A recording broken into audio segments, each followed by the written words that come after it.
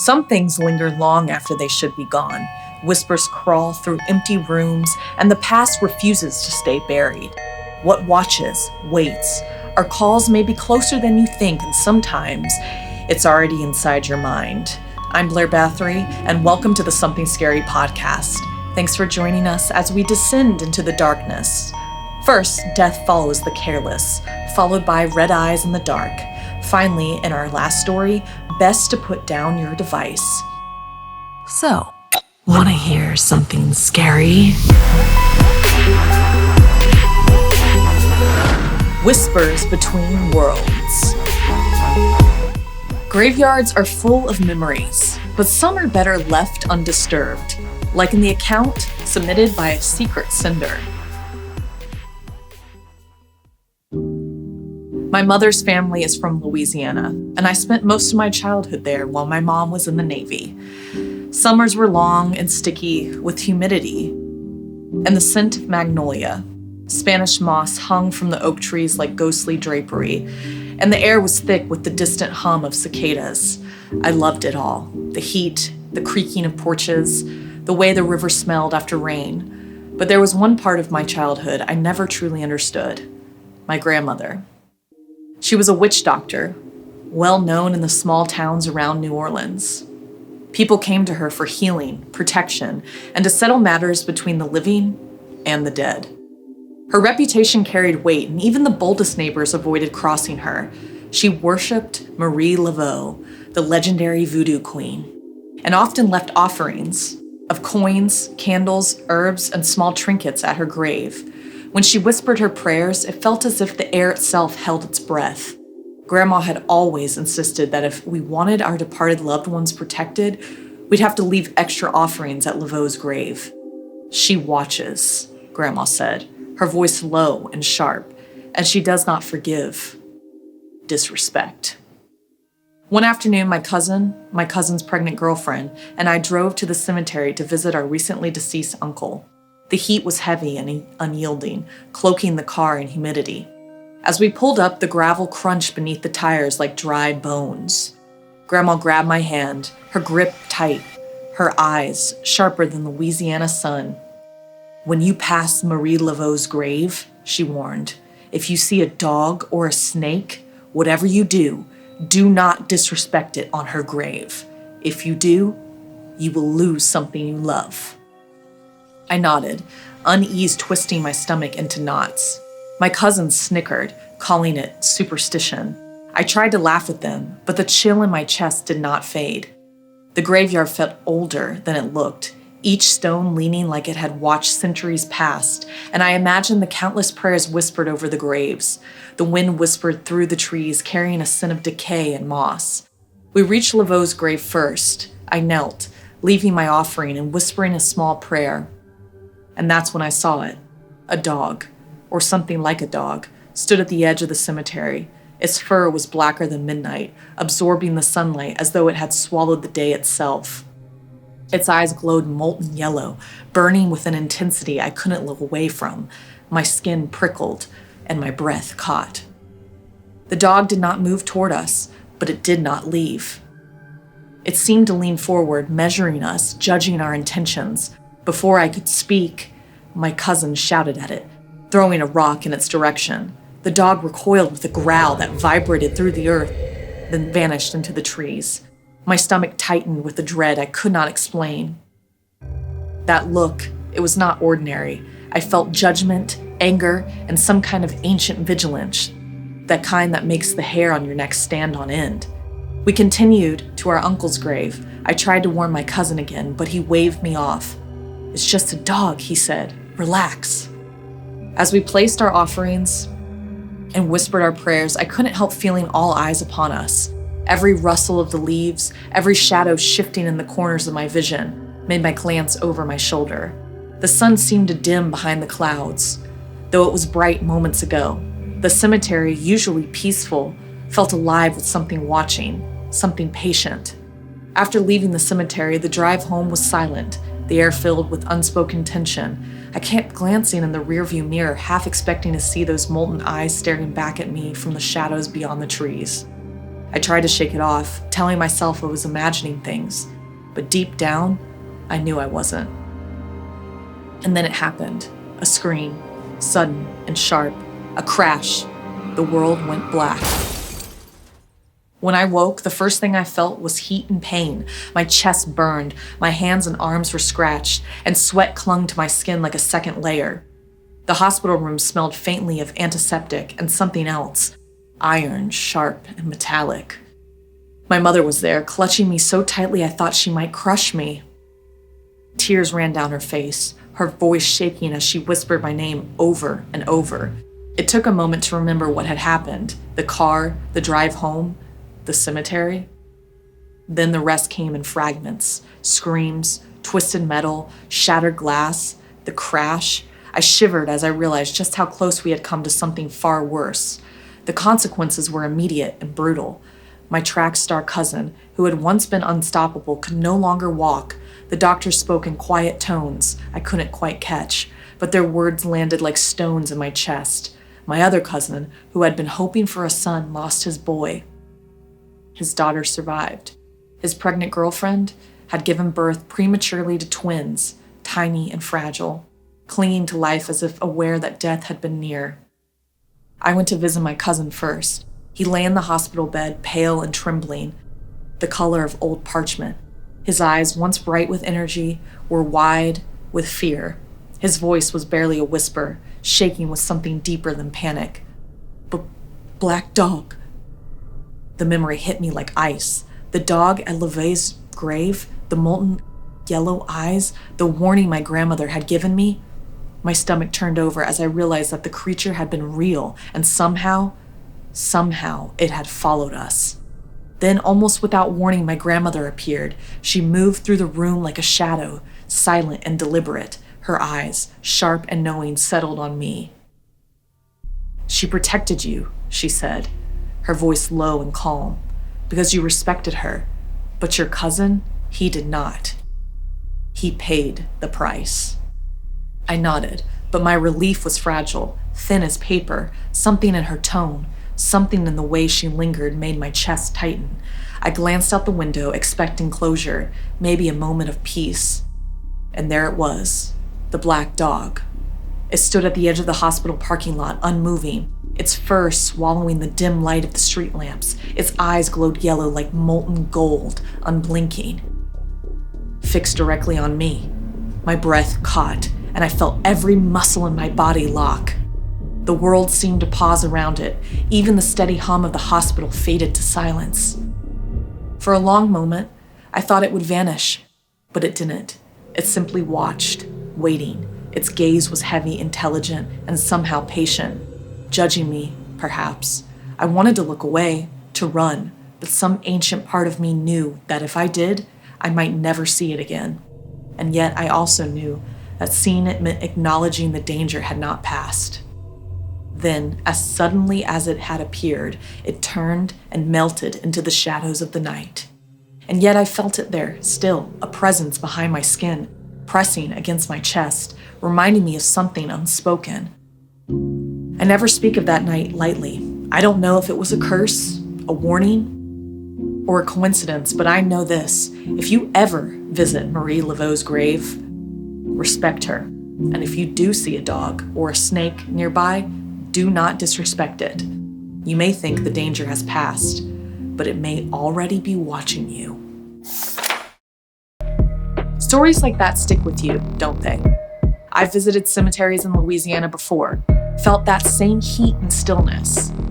And sometimes I swear I've seen shadows that shouldn't be there. What would you do if you saw a glowing-eyed dog watching you at a grave? Would you walk away or risk looking back?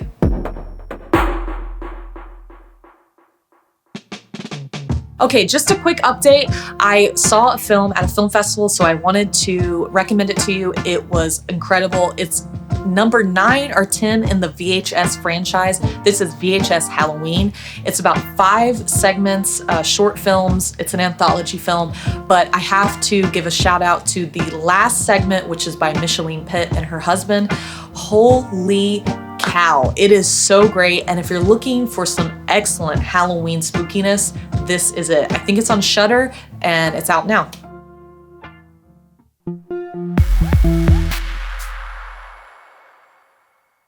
Sometimes it's not the things you see that haunt you, but the ones you don't. Like in this terrifying account by Alex. Sometimes when I think back, I wonder what actually happened, or if my mind has been creating reality all these years. Growing up in a religious household, my parents never talked much about spirits or the paranormal. They believed souls moved on to heaven, and that was the end of it. So when this happened, I didn't know if I could tell anyone. My dad might not have believed me, and my mom and sister, I wanted to protect them from the truth. I was 12, and my dad asked me to help dig a hole in our backyard to reach the sewage pipes. We weren't on a town line, so our septic system needed attention. I was excited and had just finished reading Holes in school. I imagined the adventure I might have had one day. That excitement vanished the moment the shovel hit something soft. 2 feet beneath the grass lay a single shoe. It was filthy, missing its laces, riddled with holes where worms or bugs had burrowed. But the dirt, dark and damp, seemed almost to pulse beneath it, like the earth itself wanted to keep it hidden. A strange heaviness settled in the air, a tension I'd never felt before. My dad, normally stoic, paused and rubbed the back of his neck. "Let's just cover it again," he muttered. We buried it back in the ground, but the unease lingered.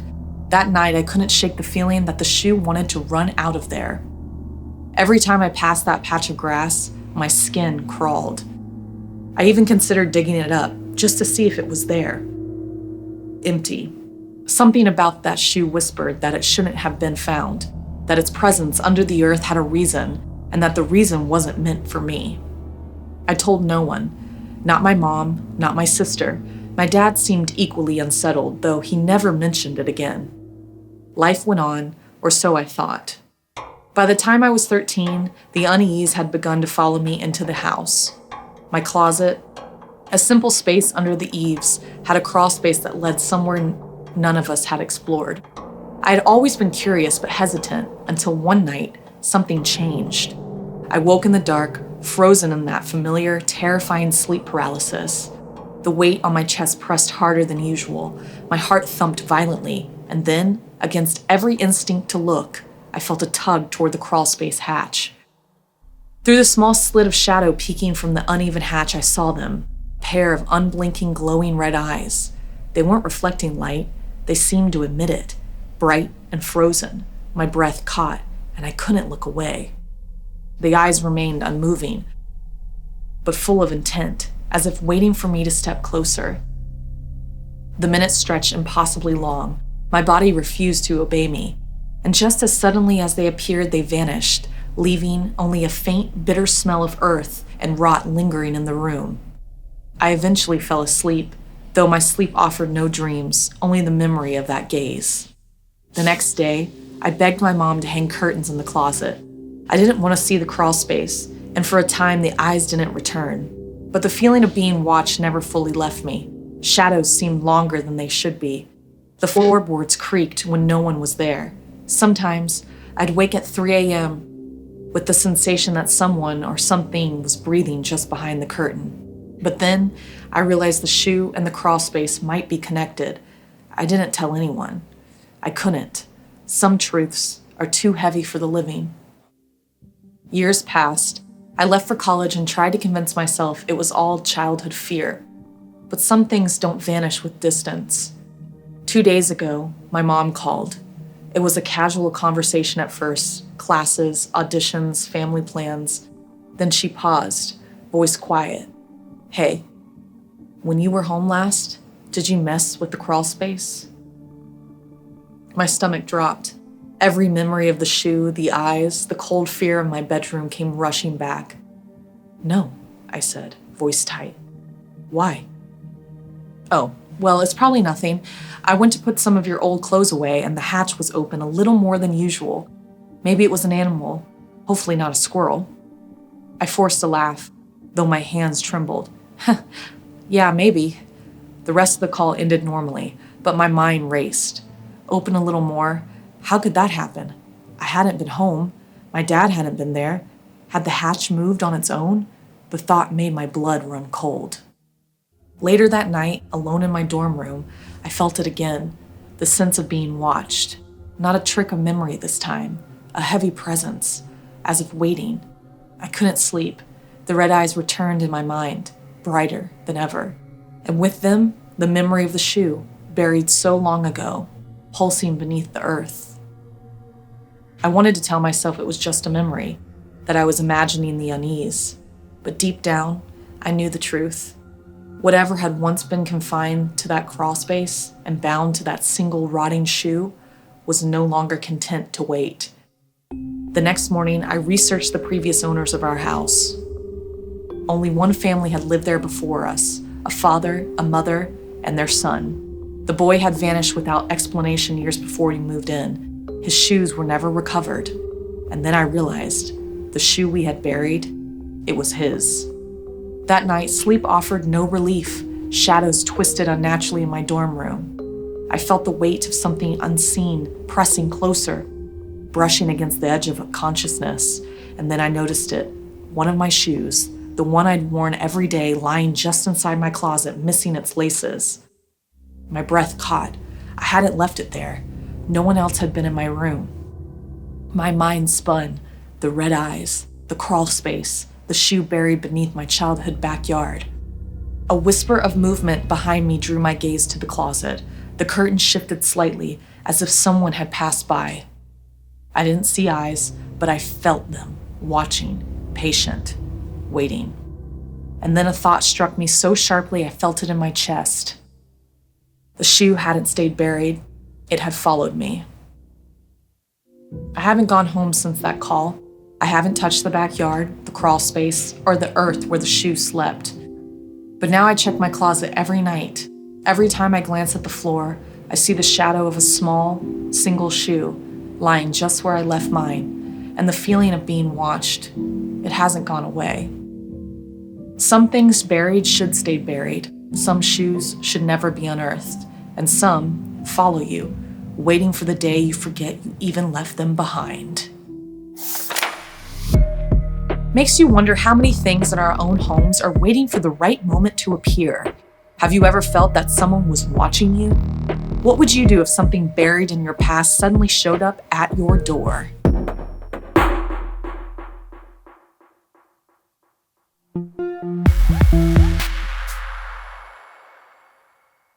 It's time for something from our listeners, and this week I wanted to share an email from Tree. I have a scary but short story. This happened a few years ago. I was 10 and was staying over at my mother's apartment. She always told us stories about how she saw things inside of the apartment, mostly at night. Around 3 a.m., I was woken up. The thing about it is, I didn't know why I was woken up. So I looked around my room for a reason, and that's when I saw a dark figure in the corner crouched. I believe its back was turned towards me. I saw no facial features, just a dark figure. It slowly began to move. I wasted no time to grab my phone and pillow and ran towards my mother's room. I snuck into her room and slept in her bed for the night. A few years later, my mother moved to a new apartment with no paranormal activity. The last thing that I remember from that apartment was when I had a nightmare when I was 13. I had a dream I was in that apartment and everything was in first person. It felt so real. That's when I saw something. It was a very old woman. I was terrified. This didn't look like a normal woman. She was crawling on the ceiling and the walls. I tried to run, but she was too fast. She jumped on me and I saw her face. She had sharp, jagged yellow teeth, huge bags under her eyes, and a smile that stretched from ear to ear. That's when I woke up in a cold sweat. I was terrified. I could mentally see the vivid sight of her or its face. I was so scared. I tried to calm myself down, speaking to myself, and that's when I heard a voice. Not my cousins, not my brothers. It was peaceful. It belonged to a young boy, probably a few years older than me. He told me everything would be okay and not to worry, and this helped me go to sleep. I still don't know who that young man was. Wow, Tree, thank you so much for sending this creepy story.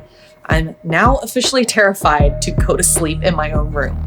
If you have a scary story you'd like to share, send us an email at somethingscary@snarled.com. And if you'd like to subscribe at Snarled on YouTube, go ahead and run over there.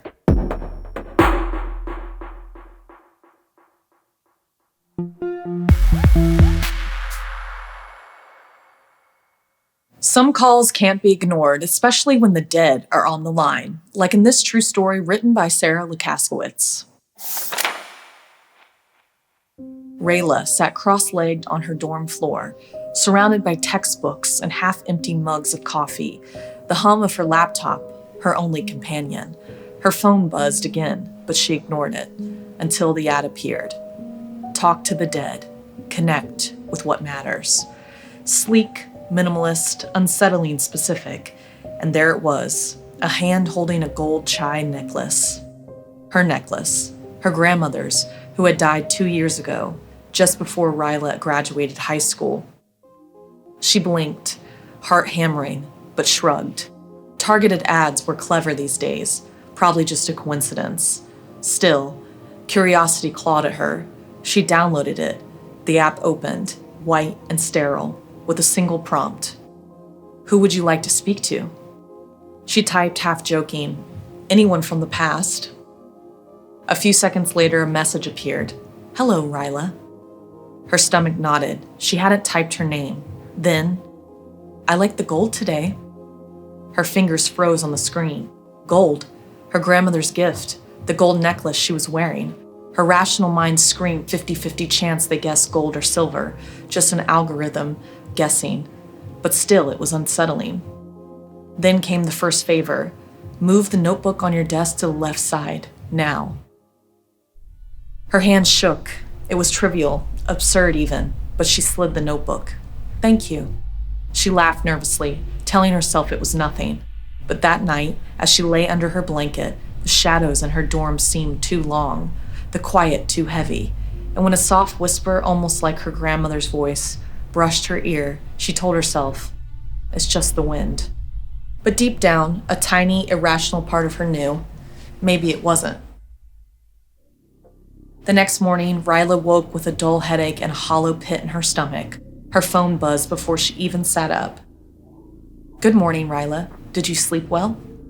She froze. She hadn't opened the app in hours. Just software, she told herself. Just a glitch. Can you do something for me?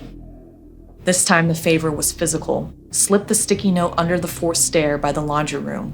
Now. It was pretty childish, but her hand shook. Later that afternoon, she found herself crouching and sliding the small square of paper beneath the stair. It didn't feel like choice so much as obedience. When she complied, the app replied, Good. Thank you. How the hell did it know? Must be tracking her GPS, she thought, heart racing. It had to be someone at the school, someone watching her. A prank. Gretchen? Her coding class rival, always sulking when Rayla finished tasks first, always glowering in lab sessions. It had to be her. But even as she considered it, a sick twist of dread curled in her chest. This wasn't just a joke. This was twisted. The favors didn't stay petty for long. Wedge the dorm room door slightly tonight. Untie the bottom shoelace of the gym shoes in the hallway. Set the kettle to boil and walk away. Each task seemed absurd, but ignoring one brought consequences, subtle but sharp. Evan stumbled and cursed. The fire alarm blared. Shadows twisted in ways that made Rayla flinch. She started keeping a notebook, jotting down every favor and outcome, but the app grew more personal. It referenced her grandmother's sayings, her favorite childhood candy, even the chai pendant around her neck. Each message felt like it had its own pulse, almost alive, almost watching.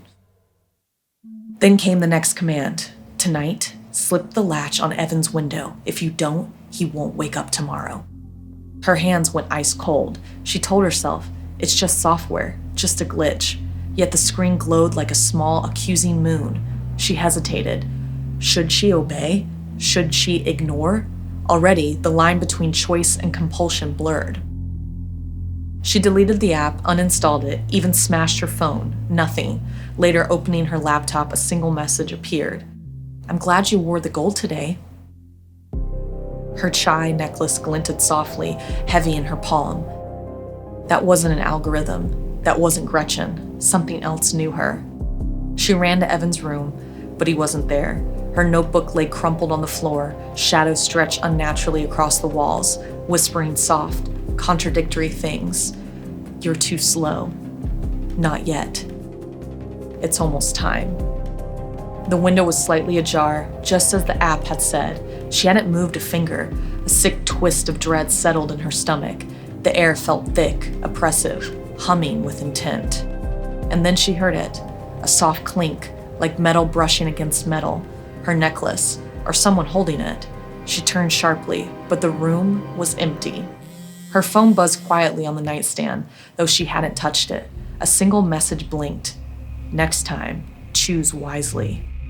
Ryla's knees buckled. She wanted to scream, but her voice swallowed by the dorm. She sank to the floor, clutching the chai pendant.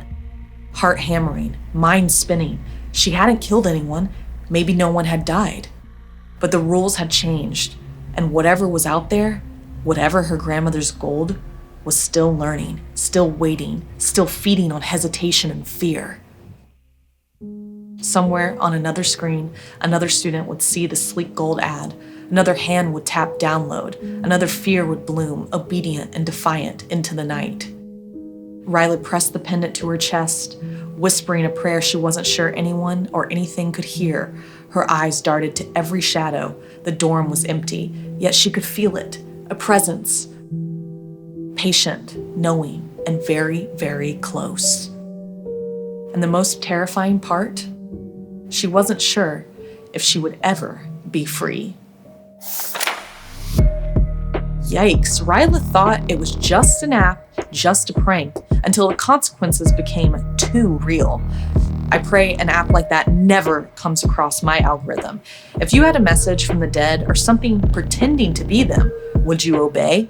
Or risk the cost of saying no?